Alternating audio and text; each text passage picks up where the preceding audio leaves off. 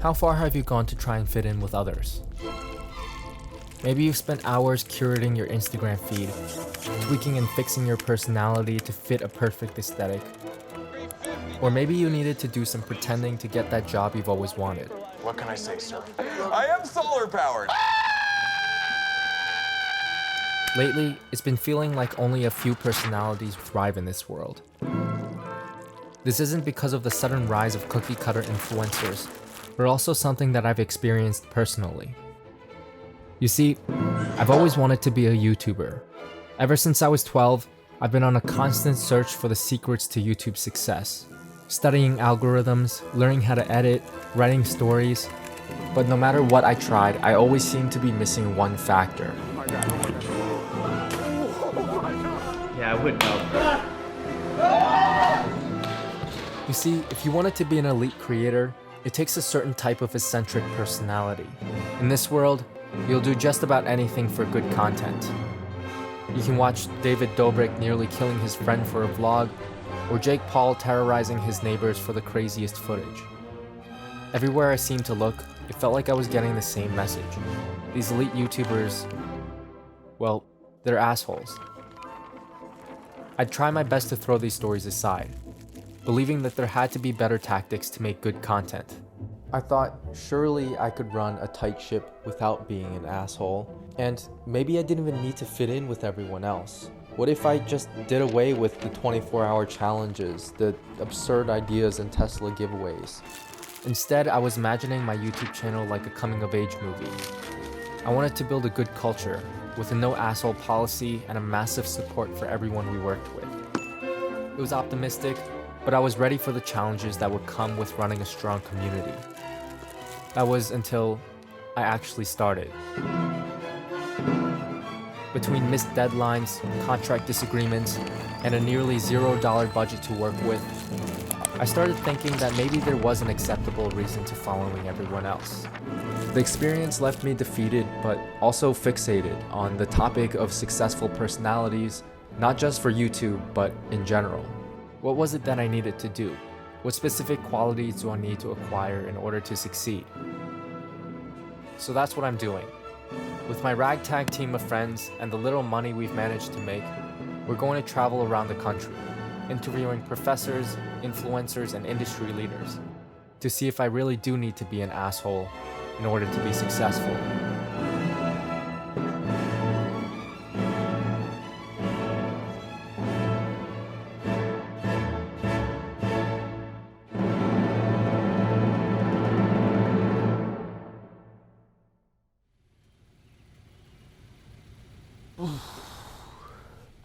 Alright, here's the rundown of this whole film. So in order to actually make this whole thing happen, my friends and I are sending out a crap ton of cold emails to get these interviews from, established figures. Problem is, literally nobody wants to talk to us. Maybe they don't want to waste their time with a bunch of kids. Maybe I need to be a little more demanding with what I want. I'm not really sure. Since I still wasn't able to land any interviews, I decided to go up to my old university to visit some friends and speak with a former professor, and maybe hear their perspective on what it takes to succeed. Okay, it just opened. Hello, folks. What's happening? Your hair is back. Yeah, it's fucking crazy. Oh shit, that's a deer.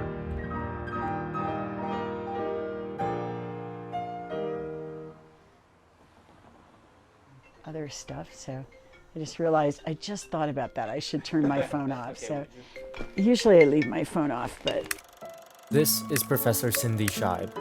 She's a psychology professor at Ithaca College and is one of the leading educators on the topic of media literacy. She's also the founder of Project Look Sharp, a nonprofit that is dedicated to teaching our generation how to dissect and responsibly create the content that we consume. In other words, she teaches people how to cut out all the bullshit. There will be no lies. We will honor the American people with the truth and nothing else. So much of this you don't know, you pretend that you know. I'm undefeated, never lost. Will you stop it? Yo, Never apologize lost on TV. 101. That don't make any sense. I figured, since I want to thrive in the social media space, she'd be the perfect place to start. I guess the question we have is like, is it easier to be successful when you're an asshole, especially in media? What makes these people like exciting and enticing? Yeah, I think that anything that's outrageous is always been attractive for people to pay attention to. It's, get the question of why do people stop to look at accident scenes? Why are we fascinated with controversial people? And I think the media world plays into that, popular media. Again, because the goal is keep people watching, and the more outrageous it can be, the better. What? How? Explain. Big dollar brand went up 12%. It's always good. Even when you lose, I win. Let's bring people on and embarrass them, or have people who are so unbelievably dumb or unbelievably X, whatever it is that there are. And I think sometimes it's, if that's all it takes, I could be famous. And I think social media in particular, the more outrageous you are in the things that you say and do, the more likely it is to be shared with people. What Professor Scheib was saying reminded me of Daryl Eve's book on the YouTube algorithm. You see, these social media companies make the majority of their money from one thing. Here in my garage, just bought this new Lamborghini here. But you know what I like a lot more than materialistic things? Knowledge. The more ads you and I watch, the more money they make, which means that those videos that keep you watching are rewarded with the YouTube recommendation. Carrying a school bag on stage. What are you doing with a school bag on stage? You can't even read. The idea of do you have to be rich to be an asshole? I think the answer is no. Or do you have to be an asshole to be rich? I think the answer to that is no. But I think that the people who we see as rich, who are out in the media, who are held up as role models for us, are mostly assholes.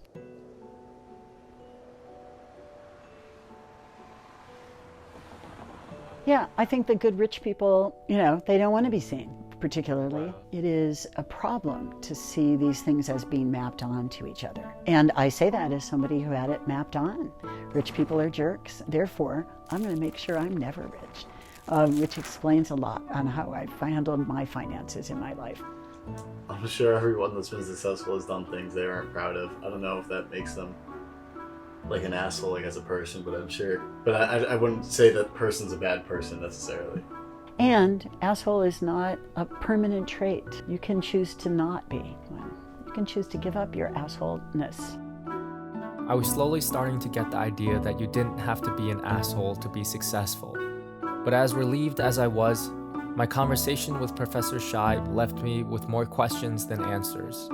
If the media was only showing us one side of the story, how did all the other non-assholes rise to where they are?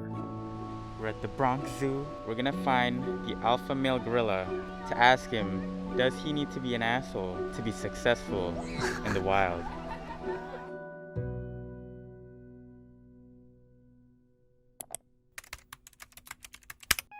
Fix my hair real quick.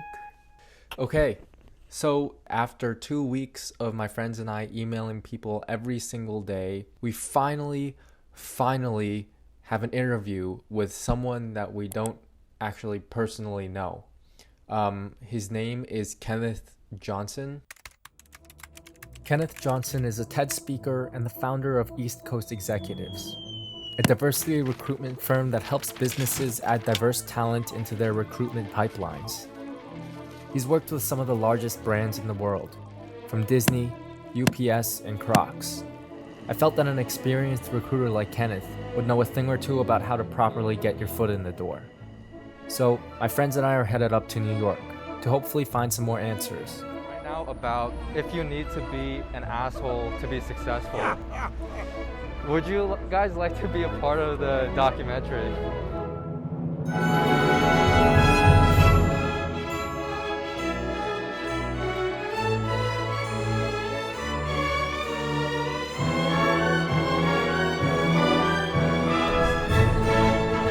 Statue of Liberty. Never been there. So, how should someone like myself, who's 20 years old without much experience in the workforce, get my foot in the door? Because I feel like being an asshole it's starting to sound like it's something that I don't actually have to do. Yeah, you know, we'll see how that plays out. I do believe there will still be some room for people that are very direct and bottom line, right? But here's the one thing that will change the narrative forever, is that technology will play a bigger role in how people do their jobs, where they do their jobs, and even when they do their jobs, right? I think our generation is the one that is spreading the kindness, and we're trying to like patch up the holes that were made before us a little bit. So how are we doing that? The internet. The minute you reached out to me, I went to your YouTube channel. It's not on the resume. And even if it is, I got to type it in and everything. But that's the first thing we look at. We want to see if their online presence correlates to what their resume is saying, and or if they're an active user in that space, right? Are you commenting? Are you creating content? Are you offering anything to the community as a whole that you work in to position you as someone of influence?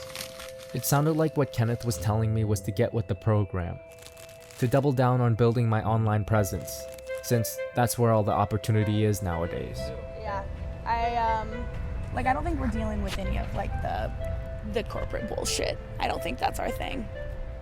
I guess my other question is like, how do you reach out to people? What is the perfect cold email? Wow. You know, I don't know if there is a perfect one, right? But I do think that people respect transparency. Try to make your spiel very timely. I call it a micro pitch. And I think storytelling is the key, right? Just naturally, people remember stories much more than they remember just general factual information. But when we do our interview workshops, we teach people to have a story. Dear so-and-so, I know that you get a lot of emails, so this will only take 60 seconds to read. My name is Ryan, and I'm a 20-year-old filmmaker making a docu-series that will bring together industry leaders and experts to reflect on my generation's greatest questions and struggles. My next film asks the question of whether or not you have to be an asshole to be successful. As you know, it can be extremely difficult to navigate your career at a young age, so it would be invaluable to get some advice for my next film on the question of how do you successfully accomplish your goals, and who do I need to be in order to succeed? I understand if you're too busy to respond, but even a 1 or 2 line reply would really make my day. Love and respect, Ryan.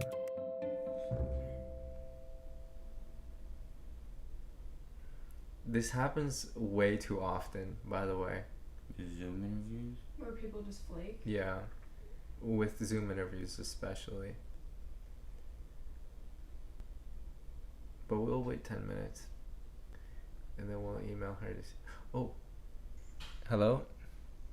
Hey. Hello. Hi, Dr. Engine. How are you? Good. How are you? We're doing really well. We're really excited to meet you. Yeah. Okay, great. Today, I'm interviewing Dr. Gabrielle Ettingen. Dr. Ettingen is recognized around the world as a leading authority on goal setting and achievement. Gabrielle, welcome. Thank you for having me. This is Dr. Ettingen. She's a psychology professor at NYU and the University of Hamburg. She's also one of the world's leading experts in goal achievement. In her book, Rethinking Positive Thinking, she talks about the negative effects that positivity and optimism have on completing your goals. In her 20 years of research, her studies have consistently shown that those with a very positive outlook on their goals actually achieve less than people who are a little more pessimistic. Instead, what Dr. Ettingen has found is a healthy balance between positivity and reality. So, I asked her if she could teach me her world-famous strategy for setting proper goals and staying motivated. So what is WHOOP? What is WHOOP? What is WHOOP? So the first step in WHOOP is the wish. Now you need to generate a wish that is really important to you. And it should be a wish that is still feasible for you, but at the same time also challenging. And I think that will bring you already a lot of clarity, because you finally feel out, you sense out what is it that you really want. Today we're gonna go to the Hamptons and interview some rich white people.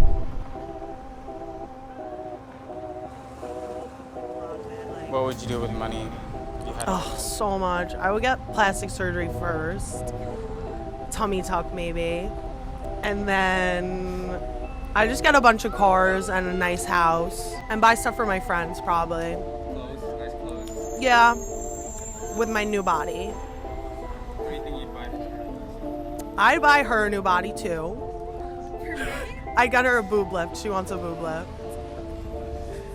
That's so interesting. Do you think a lot of people in the Hamptons are What is it on you? All right, the second step is the outcome. You identify the emotion or the best result if you fulfill yourself that wish. Very often it's, happiness or relief or whatever you have it. And then you imagine that outcome. So funny.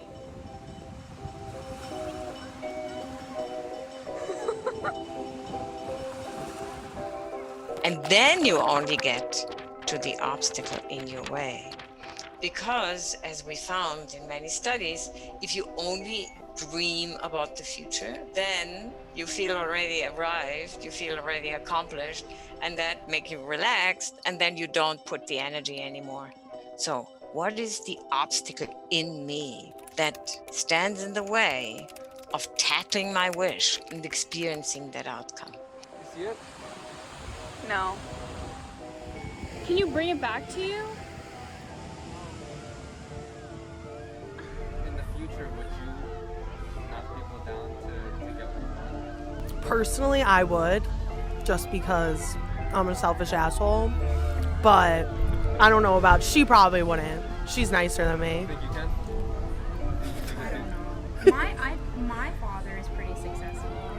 You think he's an asshole? And I don't think he's an asshole. Do you think my dad's an asshole? Sometimes. Okay.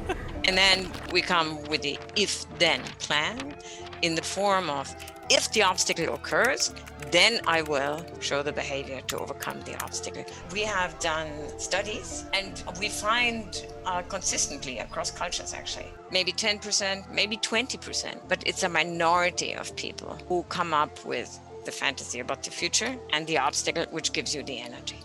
Very rare. Most people just sort of indulge in the positive future. Do you think there are people that are successful that aren't assholes? Yes, definitely. Ariana Grande.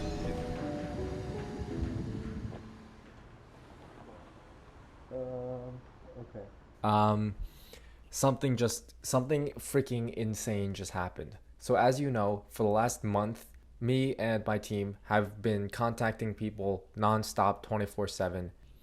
Yesterday, literally on a limb, I decided to email one of my favorite YouTubers because what's the worst that can happen? And at the end of the email, I added this thing that I read in a book, and I basically said, hey, I'm gonna be in your town on these dates, which is a complete lie. But if they say yes, I will take the next flight out there. And just look at this. That is the Colin and Samir. What? Okay, real quick. For those of you who don't know, this is Colin and Samir. All right, here we go. The moment we've all been waiting for. They're a YouTube duo that makes in-depth videos all about the creator economy.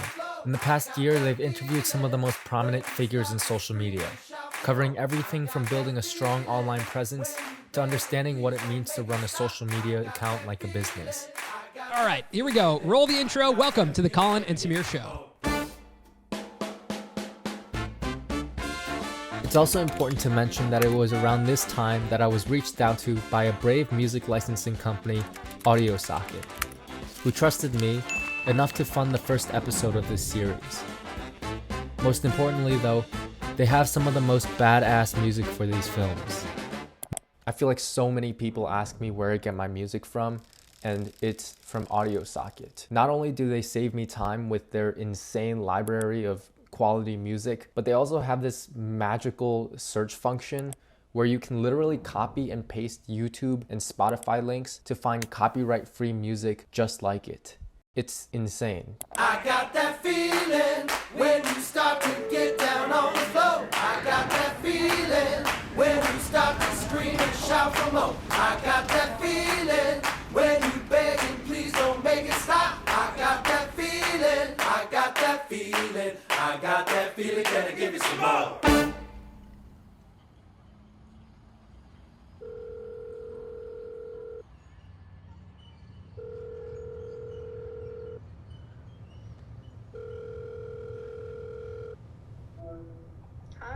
What's up? How's it going? Well, I just got an email back from Colin and Samir saying that they're going to be too busy to do an in-person interview during the time that I'm in LA. They said yes originally, right? Yeah, well, at the end of that email, they offered to do a Zoom interview next week. So I kind of emailed them back again asking if I could just do next week's interview in person. I'll fly back to LA, to which they have not responded. So I think I creeped them out a little bit. I mean, maybe, but I think it's okay. I really hope they see this. Damn, it's literally half our budget. All of a sudden, the trip to LA was looking a little grim. What I thought was going to be a defining moment in my early YouTube career quickly turned into the exact opposite. I imagined this moment like the story of Steven Spielberg sneaking into the Universal lot as a little kid, or Phil Knight successfully lying to his manufacturers about his non-existent company. But instead, I left LA with little to show for. A project that seemed to be going nowhere, a half-wasted budget, and it seemed like I got off on the wrong foot in the YouTube community. I was starting to get the feeling that the answers we were trying to find were not in the places we were looking. So I contacted the only person I could think of to help me sort through this confusion. Oh, I think we're having trouble hearing you. Hold on. Oh? Good? Yep. How are you doing? Good. How's your journey so far? It's been crazy. Meet Tony Yu, a serial entrepreneur and one of the co-founders of the popular shoe company Vessi Footwear. Some of you guys might remember him from this video, where I unsuccessfully cold emailed businesses in hopes that I could make them commercials using my iPhone. Since the video was released, Tony has been a type of mentor figure, giving me and my team advice on anything business related. Sometimes I feel like I'm not suited for tackling these abilities. And so I think this is where a lot of this questioning of whether I need to be an asshole to be successful kind of comes from. I don't know, what's your opinion on that? I don't think you need to be anyone but yourself, right? So if you understand like what you're doing and why you're doing it, I think that's really the most critical piece. Hello. But why was I doing all of this? Look at Ryan, he's eating a donut. Try this, right? Like I have a good friend who told me, picture your perfect day and then figure out how much it'll cost and then go live your perfect day. Do it for 2 days in a row and see if that is actually the life you want to live. Growing up in a community where your potential was determined by your high school success, it didn't exactly seem like I'd have the brightest future. As someone whose only passion was to make mediocre YouTube videos, it felt like everyone else was getting ahead, achieving dreams and using talents that were actually valued. But me, every day that I walked into school felt like a reminder of the life I was destined to live. An unfulfilled background character in everyone else's movie. Less talented and less valuable to society. It was probably better for me to step aside and let the smart kids, the athletes, the class presidents do the more important stuff in life. So I guess what I really want is to get rid of that identity. Maybe that's why I'm making these films in the first place. All these questions, at the end of the day, it's all a hope that maybe if I worked hard enough to change, I can actually become someone else. Someone more respected, someone more important. And you'll find out very quickly that, one, your perfect day doesn't actually cost a lot of money, right? And two, actually living those perfect days might not actually be what you want. I guess I'm starting to realize the truth, which is that you are who you are. And there's really no changing that.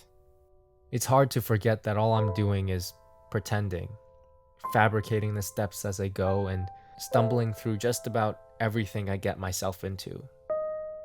So, it's probably just a matter of time before people start to realize that all I am is a background character, playing pretend in a role that wasn't given to me.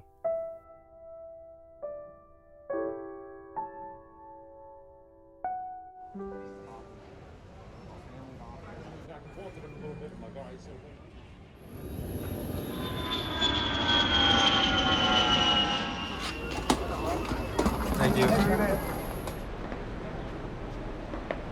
Are you in a parking lot? Hold on. Yo, you're so tall. What's up, dude? How are you?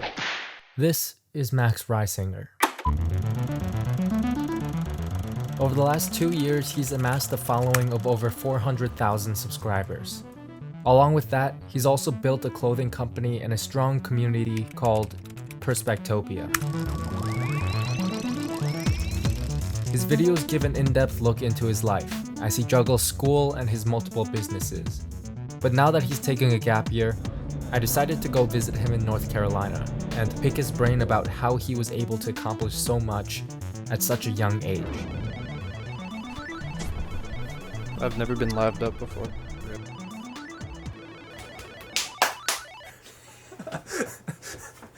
So do you feel any sort of like imposter syndrome being that you're 18 and like doing all of this stuff? Sometimes with YouTube, not my business. But with YouTube, I feel like that because I'm an introvert. Like for a while, it's just introverts don't have YouTube channels. This is what I thought, you know, like I'm not used to being on camera. Like I'll film something and I'll just be like tired. Like I feel like what I think of as a YouTuber doesn't feel like what I am as a creator. So there's like a disconnect of like, this doesn't feel like me, but what am I supposed to feel like, you know? I shouldn't have to feel like a YouTuber. I feel like I'm not like forcing it at times, but the on-camera presence doesn't feel like me always. Do you feel like you have to be someone else in order to succeed on YouTube? I think the voices tell me that, but I think I have to literally be myself to succeed.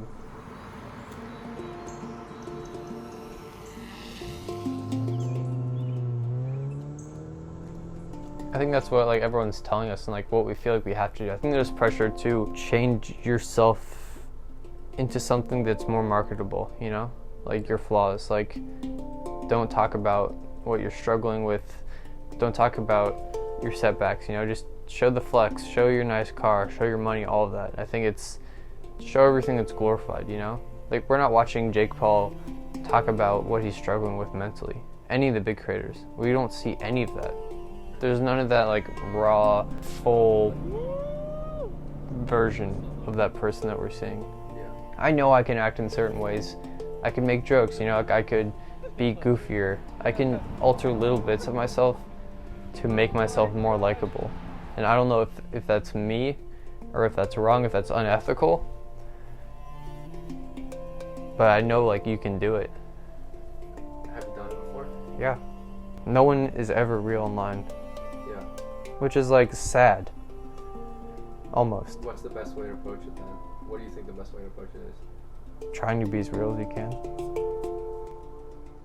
Maybe chasing success isn't about trying to fit in with others or to achieve impressive results, but to embrace your unique journey, to block out all of the noise and pave your own path.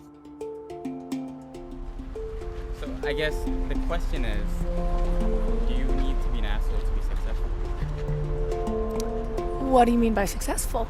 I mean, what is success to you? I feel like you're successful if you're happy, right? Like if I told you you're gonna die tomorrow, you're like going to bed with a smile on your face. Like you're content. You don't feel guilty. You don't feel like you screwed people over. Your relationships are intact. You've created something meaningful. Just like, I think it's honestly like regret and stuff. If you don't live with that, then I think you're successful. Like when you're okay with dying. Yeah. So when do you think you'll be okay with dying? I already am. You already are? Yeah, I've been for a while.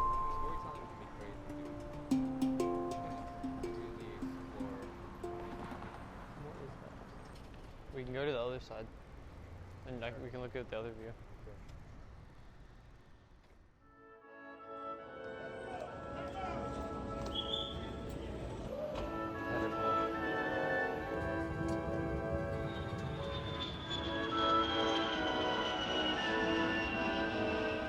On the trip back, I tried to make sense of what this journey was about, how I should move forward, and what it actually means to be successful. What does success mean to you? Money. Success would be able to have my grandchildren feel good about themselves, to have me feel good about myself, to feel like I'm okay, I'm doing good work, I have integrity. And I do this thing with people. It's like, if you walk out into the world is really created by everyone else. Like the table, the camera that you have in front of you is a dream that someone else dreamt up and put it into reality. So we effectively live in someone else's dream. We have the ability to shape the future in the way that we want it. But the only way you could achieve it is if you follow your own unique path. You know, I don't know if you have to be an asshole, right? But I do know that you need tough skin because you're going to meet some assholes. If you find a purpose larger than yourself. If there wasn't a social mission to the work we do, I'm not sure I would have been able to take some of the closed doors because I might have just bailed, but I knew there was a bigger challenge in front of us, and that if it wasn't me, who was it going to be? If you stay grounded, by always keeping your reality in check. What is the obstacle in me that stands in the way of tackling my wish? And to know that everyone goes through their doubts. There's the greatest sense of imposter syndrome, but I think that's probably a good thing, right? It means you're growing. So it's all really up to you to customize and build and mold your own success story. And I'm literally just here to like enrich the plot. Anything that happens, I'm like, even if it's not good, I'm like, that enriches the plot. That's a great story. And with all that said, I guess it's finally time to answer the question for myself. What is success for me? To be honest, I don't really know anymore, and I think I'm okay with that. Just ask questions, man. Do what you're doing. I think you're on the right path. But what I do know is that right now, I want to keep doing this. I want to continue exploring and learning more about myself by going on these crazy adventures with others. And maybe build a community along the way. A place where you can take time to reflect. A sort of coming-of-age film that everyone can be a part of. Alright, thank you so much for taking the time out to do this interview. Yeah, no problem. Good luck, guys.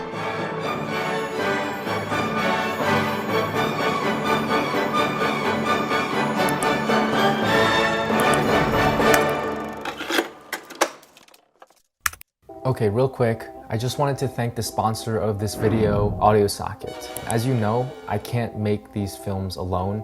A lot of man hours go into literally every single detail and adventure that we go on.